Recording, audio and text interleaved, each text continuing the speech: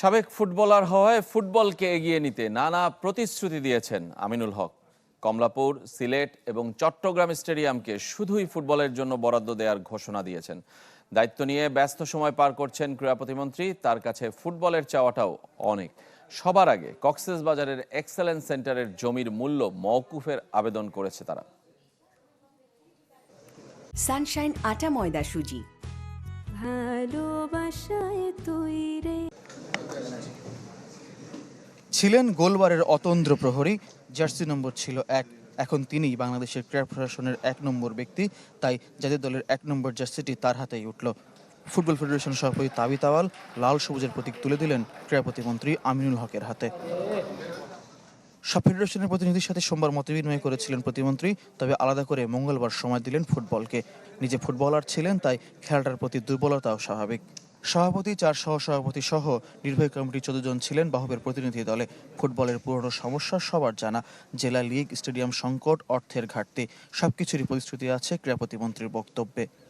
আমরা 3টি মাঠকে আনুষ্ঠানিকভাবে আমরা ফুটবল ফেডারেশনের কাছে চুক্তির মাধ্যমে আমরা হস্তান্তর করব এবং সেই মাঠগুলো হচ্ছে আমাদের কমলাপুর স্টেডিয়াম, আমাদের সিলেট স্টেডিয়াম এবং চট্টগ্রাম স্টেডিয়াম। কক্সবাজারের সেন্টার অফ এক্সেলেন্স নির্মাণের অনুমতি মিললেও জায়গার জন্য 8 কোটি টাকা দিতে হবে সরকারকে, যা পুনর্বিবেচনার আবেদন করেছে ফেডারেশন।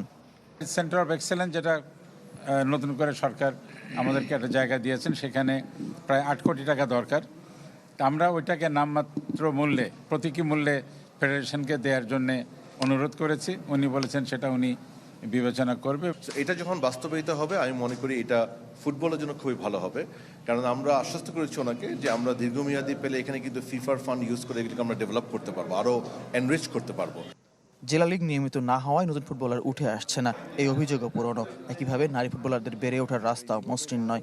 মন্ত্রণালয়ের পক্ষ থেকে সহযোগিতার আশ্বাস দিয়েছেন প্রতিমন্ত্রী।